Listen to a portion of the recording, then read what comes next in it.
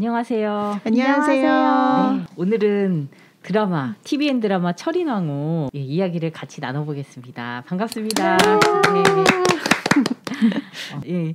그 철인왕후는 우리나라의 그 철종 시대를 모티브로 해서 쓴 정말 실제 리얼한 사극은 아니고 모티브라는 거로 잘 이해를 하고 봐야 될 것 같고요. 원작 자체가 중국 웹드라마의 태자비승짓기? 네.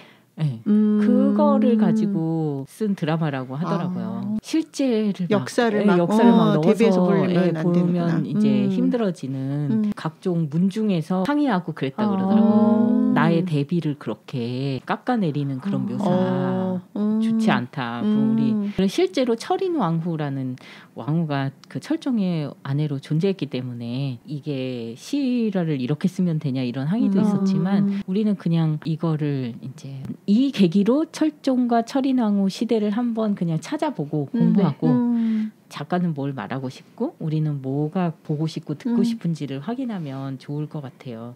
그럼 등장인물 소개 간단히 하면 그래서 철종과 김병인 장봉환, 홍별감, 영평군 이렇게 나오는데요. 철종은 말씀드렸다시피 조선 후기 그 실제로 존재했던 왕의 이름을 따왔지 그 인물하고는 그 싱크로율이 높을 수도 있고 아닐 수도 있는 인물인데 여기서는 훨씬 더 현명하고 자기의 어떤 앞날을 도모하기 위해서 일부러 바보인 척하는 그래서 자기의 문물을 계속 연마하고 그리고 몰래 근위병들을 훈련시키면서 자기의 몇 안 되는 사람을 가지고 개혁을 위해서 준비하고 그리고 굉장히 마음이 여리고 그 지고지순한 사랑을 할 것 같은 그런 또 면도 보이고 자기 사람에 대해서 정말 따뜻하게 살뜰하게 챙기는 사람. 그리고 이제 김병인이라는 사람이 나오는데 여기 소개 너무 길어지면 안 되는데 소개 김병인은 또 이 김자근이라는 실세의 양아들로서 네, 우리 철인 왕후를 흠모하는 완벽한 외모 진짜 문물을 경비한 남자. 그리고 한 여자만을 바라보고 그러니까요. 너를 지킬 것이다. 그리고 배다른 형제 영평군이 있는데 원래 철종이 그 서자이기 때문에 자기 정통성 때문에 권위를 갖지 못했는데 이 영평군 형도 역시 그 형인데도 불구하고 채택이 안 돼도 될 만큼 정통한 그런 사람은 아니었고 그런데 왕후가 철종을 택하죠. 자기 양자를 들이면서 더 어리고 더 다루기 쉬운 사람을. 형은 여기서 되게 걱정이 많고 이제 그 목적을 위해서 그 굉장히 고지식하게 달려가는 그리고 조화진을 좀 흠모하는 것 같은 그런 약간 뭔가 확실치는 않으나 뭔가 이렇게 조금 그림 그리면서 씩 웃고 막 그랬잖아요. 걱정해주고 걱정해주고 발이 저리도록 움직여주지 않고 나 왜 그 장면을 난 놓친 거지? 그렇게 하고 홍별감 청춘 기록에 박보검의 또 형으로 나왔던 홍별감이 여기서 이제 감초로 보이지 않는 그 호위무사죠. 그 왕의 친구이자 그 같이 강화도에서 건너온 시골의 청년. 네. 그 철인왕후, 순원왕후, 조대비, 조아진 소개 부탁드릴게요. 네, 철인왕후는 그 김씨 가문의 딸로서 그냥 세도가의 자식으로서 중전을 될 수 있게끔 이렇게 척척척척 올라온 사람인데 보면은 옛날에는 되게 밝고 명랑했던 것 같아요. 그 김병인과의 옛날 과거 시상식을 보면 근데 궁에 와서 어떠한 일들로 인해서 외로워지고 굉장히 자신을 잃어가면서 우울증에 빠지고 그리고 자살을 택하기도 하는 되게 안타까운 인물이고요. 순원왕후도 그 김씨 가문의 이제 권력의 정점에 있는 분이시고 조대비와 조아진은 그의 반대 조씨 가문에 이제 대립을 하는 가문들이고 조아진은 이제 그 철종이 이제 강화도에서부터 아마 이렇게 관계가 있었던 사랑했던 여인이라서 이제 후궁으로 불러왔는데 그 조아진하고 철인왕후도 옛날에 뭔가가 있었을 것 같은 강화도 가기 이전에 무슨 사연들이 있었던 사람인 것 같죠. 철종과 그 색 사이에 뭐가 있었고 아직 나오진 않았지만 조아진이 뭔가 숨기고 있고 제가 예상하기로는 소영과 철종에 있던 어떤 관계를 조아진이 자기인 것처럼 꾸미지 않았나라는 생각도 들어요. 그걸로 인해서 또 어떤 한 번에 확 바뀌는 뭔가 있지 않을까라는 기대를 하고 있어요. 봐도 아직 저는 모르겠더라고요. 무슨 내용인지. 근데 그 뭐 조아진한테 이렇게 막 이렇게 잠결인가? 네가 나를 2번이나 구했구나. 뭐 이제 이런 뭐 그 대사가 기억이 나는데 그 혹시 그 첫 번째도 김소영? 그 첫 번째가 혹시 그 우물다가 아마 뭐 계속 나오는 거 보면 뭐가 있지 않을까라는 생각을 해보고 있습니다. 저희가 8화까지 시청을 하고 지금 방송을 하는 거기 때문에 이후에 일들은 이제 맞아요. 또 이제 여러분들이 업데이트 하셔서 저희 방송을 적용해서 보시면 되겠습니다. 순원왕후 조대비 또 뭐 있는데 순원왕후는 이제 안동 김가의 지금 완전 대모로서 이 모든 상황을 들었다 놨다. 김작은과는 남매지간으로서 아주 그냥 나라를 들었다 놨다. 왕도 자기가 정하고 뭐 왕비를 정하느니 모든 것들을 자기들끼리. 네. 근데 여기서는 이제 아름다움을 추구하느라 자기 이빨 아픈 것도 밖에 드러내지 못하고 먹고 싶은 것도 먹고 싶다 말하지 못하는. 그리고 여기 아까 등장인물에서 장봉환이라는 사람이 1화에 등장해요. 그래서 1화만 언뜻 보면 사극인지 첫 장면만 보면 알 수가 없는데 그 청와대에 아주 잘 나가는 셰프, 원래부터 청와대 셰프가 꿈이었다는 엄청 잘생긴 장봉환이라는 약간 느끼한 느낌을 주는 그런 연기를 하고 계신데, 이 사람과 이제 철인 왕후가 이제 장봉환은 누명 같은 거를 쓰면서 이렇게 형사들을 피해서 도망하다가 난간에서 떨어져가지고 풀장으로 빠져들고 그리고 이 철인 왕후는 그 국혼하기 전날 나는 나로서 살고 싶다면서 이제 호수에 빠지는데 이제 물 속에서 서로 이렇게 만나서 타임 그렇죠. 시공을 초월한 공간이죠. 네네. 물이 우리의 깊은 세계를 상징하기도 그렇죠. 하면서 무의식을 상징하죠. 물이 깊은 물이라는 게 게 거기서 아주 실제로는 그 풀장과 그 호수는 그렇게 깊지 않았을 텐데 거기서는 굉장히 심연으로 들어가서 둘이 만나서 이 남자의 영혼이 철인 왕후에게 들어가면서 의식이 딱 깨는데 이 장봉환의 그 내면과 겉모습은 철인 왕후의 모습을 한 내용으로 앞부분은 등장하고 뒷부분은 점점 이제 철인 왕후가 자기를 찾아가고, 장봉환은 어찌 됐는지 모르겠어요. 뒷부분에서는 또 스포가 될 수 있나요? 네, 여기까지 이렇게 진행하겠습니다. 그래서 김문근은 그 아버지로서 이 온갖 그 진상품을 또 빼돌리는 그런 일을 하고 있고, 김씨 집안의 일을 도모하는데 어떤 물주 역할을 하고 있고요. 김작은 역시 이제 실세로서 이 집안과 이제 잘 지내고 있죠. 대령 숙수 이 주방장과 이제 겨루는 장면이 되게 재밌게 나오는데 이 셰프가 빙의했기 때문에 철인 왕후가 다시 깨어나면서 그 호수에 빠졌다 깨어나면서 이 놀라운 그 요리 실력을 발휘해서 순원 왕후의 마음도 사로잡고 그다음에 그 수락관을 장악합니다. 실력으로. 네. 여러분은 보시면서 되게 인상적인 장면이나 마음에 들었던 캐릭터나 혹은 꼴보기 싫었던 캐릭터 그런 장면이나 그런 대사 그런 게 있었는지 한번 또 편하게 나눠볼까요, 얘기를? 저는 제일 그래도 기억에 남는 게 저도 김병인이 그 빗속에서 어쨌든 자신의 이제 국모가 될 사촌 김소영에게 그 사랑을 마음을 고백하는 장면. 김소영도 사실 자기 마음을 고백했죠. 어려운 마음을. 내가 누구인지 모르겠다라고 하는 그 빗속에서 서로의 마음을 확인했던 그 장면이 사실 제 기억에 남고 인상 깊은 장면이었어요. 근데 이제 이후에는 어쨌든 기억을 못 하잖아요, 김소영이. 왜냐면 다른 영혼이, 장봉환이라는 영혼이 들어와 있기 때문에 그때 그 기억이 없어서 나중에 이제 김병인이 기억을 못 하는 거를 보고 실망스러웠던 것 같아요. 그러나 이제 내가 기억하면 된다 이러고 나서는 그 장면도 있었는데 인상 깊었던 장면이었어요. 김병인이 그렇게 마음에 가죠. 너무 멋있어요. 네. 그러시구나. 저는 조금 주인공 쪽에서 벗어난 그 김환이라는 인물이 자꾸 또 친척 사촌. 그 김씨 집안의 활량처럼 다니는 그 말하기 좋아하고 사교적인 친구인데, 요새 보면 그렇게 살고 싶다는 생각을 많이 하잖아요. 그러니까 집안 좋고 뭐 일 없이 살지만 잘 살고 아주 하하호호 즐겁게 살아가는. 그래서 그거 보면서 되게 좋겠다. 되게 밉지 않은 캐릭터라서 자꾸 눈이 가고 부러운 삶이라고 자꾸 이렇게 눈이 가더라고요. 이런 인물에 또 포착을 할 수 있구나. 잊고 있었던 인물이.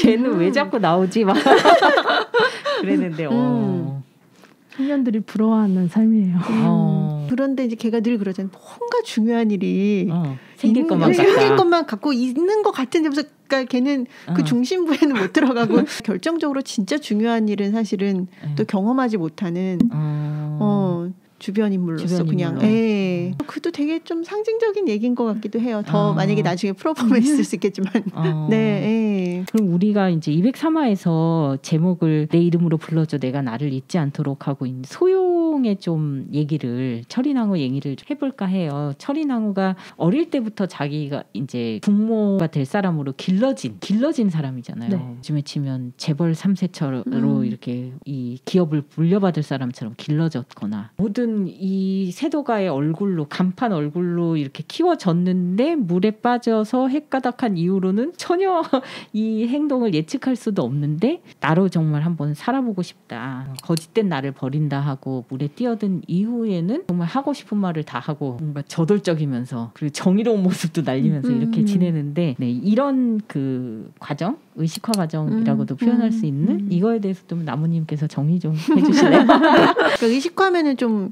약간 생소한 언어이실 수도 있을 것 같아요. 근데 이제 보통 분석 심리학에서 혹은 정신 분석 상에서 저희가 심층 심리학이라고 하는 우리가 말하는 무의식이라는 게 있어를 강조하는 심리학에서는 사람들은 다 대부분의 시간을 굉장히 무의식적인 존재로 살아간다고 얘기를 하거든요. 그러니까 이제 그 프로이드도 실수도 그러니까 실수를 말하는 것도 사실 그거는 실수가 아니고 무의식적 의도나 메시지가 있는데 못 알아차리는 거라고 하잖아요.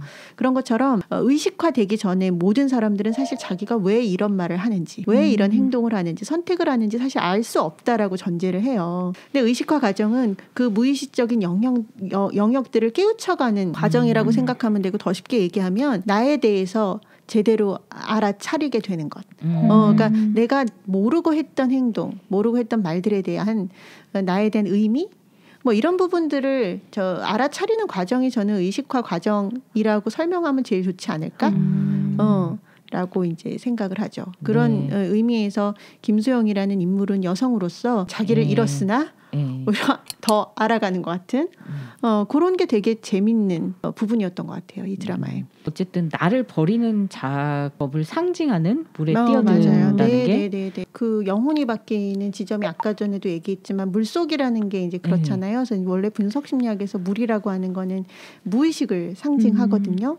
그래서 물속에 들어갔다는 건 내 무의식하고 사실 깊이 만났다라고 하는 거니까 그래서 어떤 개인의 성장을 위해서는 무의식과의 접촉이 있어야 내가 몰랐던 나에 대한 조우가 있어야 사실 가능하다고 하니까 이제 그런 부분들이 드라마의 상징으로 이렇게 재미있게 녹여진 것 같아서 장봉환을 우연히 만났다고 하기에는 또 상징하는 바가 많은 게 내 안에 이제 있는 또 다른 남성과 만난다는 것도 상징이 되고 굉장히 좀 자기 멋대로 하는 남자랑 또 이렇게 만나잖아요. 자기 인기를 막 자랑하면서 그런 굉장히 이 소영이와 반대되는 삶을 살았던 사람과 조우하는 거가 그게 물속에 들어가기 때문에 내가 몰랐던 나의 어떤 부분과 조우하고 그걸 발휘할 수 있는 계기가 되는 것들을 상징한다는 점에서 되게 재밌었던 것 같아요.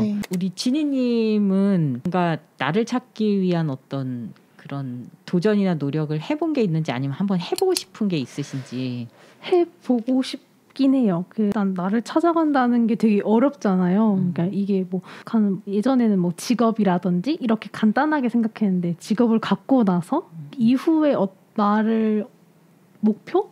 꿈이 무엇인지에 대해 생각을 해봤는데 그게 되게 쉽지가 않더라고. 내가 어떻게 살아가야 되는지 아직까지는 약간 어떤 직업적인 어떤 사회생활 이런 거에 대해서 국한돼서밖에 준비는 못했던 것 같고요. 그 외에 이제 뭐 좀 저를 알고 싶어서 상담도 좀 해봤던 것 같아요. 그래서 내 얘기도 해보고 내가 살아왔던 얘기도 해보고 그런 거를 하면서 조금 나를 알아가고 있는 중인데 아직 모르겠어요. 너무 어려운 것 같아요.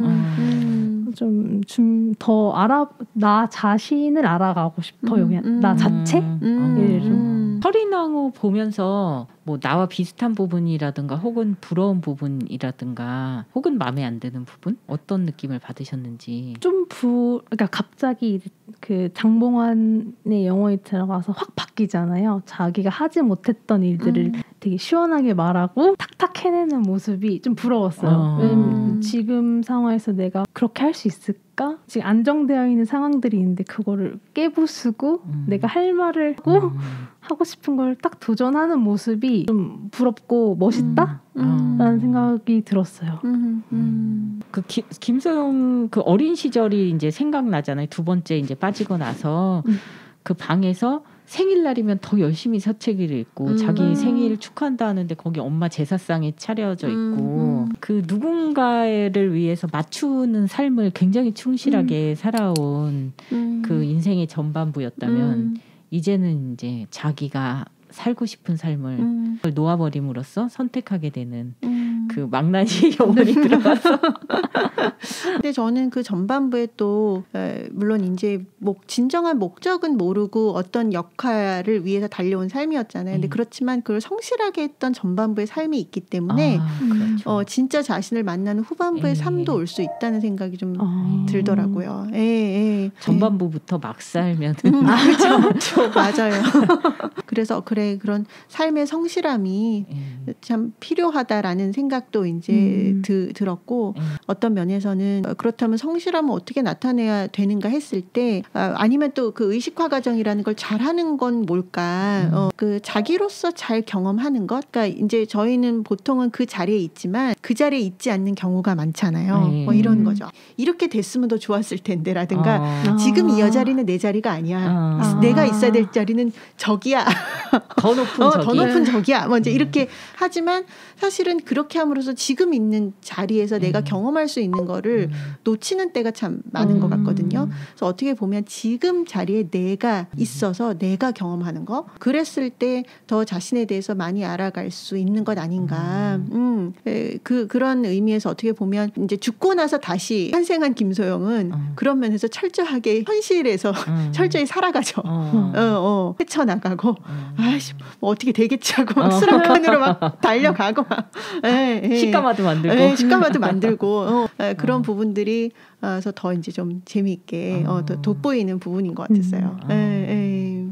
진짜 김소영이라는 이 인물을 굉장히 매력적으로 앞뒤 없이 만드는 바람에 더 우리가 이 하고 싶은 어떤 것을 대신해주고 하고 싶은 그 폭발 이런 것도 대신해주고 거기서 오는 시원함이 또 큰 것 같고 이제 그런 모습을 지켜보는 이제 철종의 이야기를 다음 화에서 진행을 하겠습니다. 정말 너무나 인간적이다라고 이제 철종이 보죠. 철종은 어떻게 보면 사람을 선입관을 갖지 않고 대하려고 애쓰고 그런 면이 있죠. 단 한 사람 이제 등잔 밑이 어둡다고 조아진에 대해서만은 이제 자기가 갖고 있는 어떤 상을 놓지 못하는데 그 이야기도 다음 화에서 진행하겠습니다. 네. 다음 화에서 만나요. 감사합니다. 안녕.